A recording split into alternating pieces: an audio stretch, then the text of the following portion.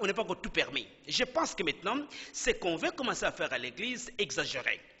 Que serait, nous n'avons pas très longtemps qu'on demandait, la majorité demandait que la Constitution a changé, une des raisons, parce qu'elle n'est pas biblique. On voulait la rendre un peu plus chrétienne. Mais maintenant, vous croyez que serait une démocratie sans que les prêtres jouent le rôle des prophètes? I have a dream de Martin Luther King, n'est-ce pas? Une prêche. Qui étaient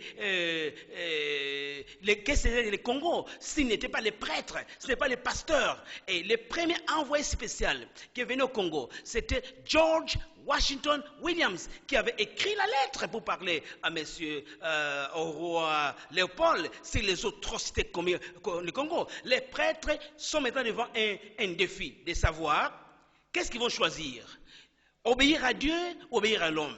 Si obéir à Dieu, ils doivent continuer à être la conscience de la nation. Et moi, je suis formé dans les écoles des frères et des prêtres. Je suis indigné que maintenant un enfant de Lodja ait l'audace de frapper sur un homme de Dieu.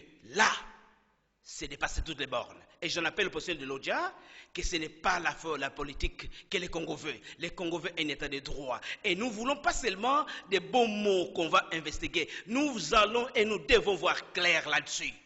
Merci beaucoup, professeur. En tout cas, l'État est en train de courir très vite. Nous allons prendre très rapidement l'honorable et l'avocat Alexis Lenga, qui donnait quand même des précisions sur les procès Jean-Pierre Bemba Gombo à la CPI et les plaidoyeries qui devaient commencer les 13 et les 14 et se renvoyer vraiment en début novembre. Suivons-les très rapidement et nous allons finir notre émission.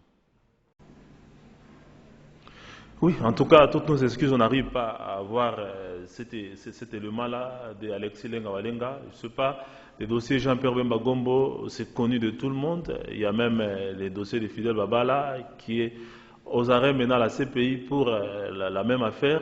Et on demande même à la RD Congo, par exemple, de pouvoir dire si elle est prête à recevoir son compatriote Fidel Babala, mais sans tergiversation. Et ce n'est pas la lecture que vous faites sur l'affaire Bemba qui quand même est en train de traîner à la CPI. Écoutez, moi je ne cache pas le mot là-dessus. Vous savez, ma position sur Bemba est connue. J'ai une pétition, je ne pense pas qu'on doit avoir des poids de mesure. Et Bemba est poursuivi pourquoi? Et pourquoi que les gens qui sont morts à Kisangani sont moins importants que les gens qui sont morts à Bangui? Et là, je pense que là, nous en appelons que justice soit faite là-dessus, parce que je pense que l'acharnement sur Bemba, j'ai fait une pétition en 2009 qui est encore sur Internet, et je pense que nous devons nous autres essayer de demander ici qu'il y a quand même des poids de mesure. Écoutez, je pense que si nous poursuivons Bemba à Bangui et n'est pas poursuivre Bozizé, et c'est quoi encore qui est encore là, qui est mort, ce n'est pas acceptable, hein? Vous savez, c'est pas acceptable. Donc là, vous avez le président qui était là, qui est poursuivi, qui n'est pas poursuivi, mais les Congolais qu'on dit qui a prêté main, qui est poursuivi. Là, nous appelons aussi à la CPI de faire quelque chose, mais là encore, et qui c'est avocat, je pense que, et j'espère que notre gouvernement va avoir l'élégance de permettre que les députés qui doivent venir ici, les Congos, lui donnent place pour venir dans ce pays. Et surtout que le niveau de violence qu'on est en train de vivre aujourd'hui en Centrafrique, c'est sans précédent. Et on disait que la barbarie venait de la RD Congo. On se rend compte que... La vérité, on ne l'étouffe pas. La vérité ne se cache pas. Vous voyez, c'est ça la vérité. La vérité finit par venir. Je pense que c'est la condition qu'elles sont pour la Constitution, pour les élections, et pour l'injustice, pour la corruption et autres choses. Vérité, c'est vérité. Je pense que si nous comprenons très bien que M. Bemba n'était pas celui qui avait initié la violence en Centrafrique, mais c'est qu'il y avait des choses tellement incorrectes.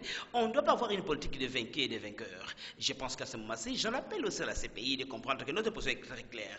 M. Bemba doit être dans le débat politique au Congo pour que nous ayons un équilibre de force. Je pense que moi j'aimerais débattre avec M. Bemba et dans un débat politique, mais l'avoir l'écarter comme ça injustement, c'est ôter des Congolais la capacité, la possibilité et la chance d'avoir un débat équilibré. Parce que vous savez que nous sommes le seul pays qui a beaucoup d'élections sans débat. C'est marrant. Je pense que la CPI va quand même y penser pour qu'on puisse dire que pas de poids de mesure. Si les gens sont morts à Bangui, les gens qui sont morts aussi en RDC sont aussi importants. Oui, voilà, on est pratiquement à la fin. Le temps de demander à la réalisation de nous proposer une petite mise au point de la SNEL qui explique quand même aux Quinois qui souffrent ces derniers temps en tout cas des perturbations de la fourniture du courant électrique. Pourquoi est-ce que c'est arrivé? Il y a des travaux qui se font sur le barrage hydroélectrique de Inga et que bientôt là, selon M. Joseph Moulamba, qui est directeur marketing et efficacité énergétique de la SNEL, nous explique. Suivons-les et on finit par là.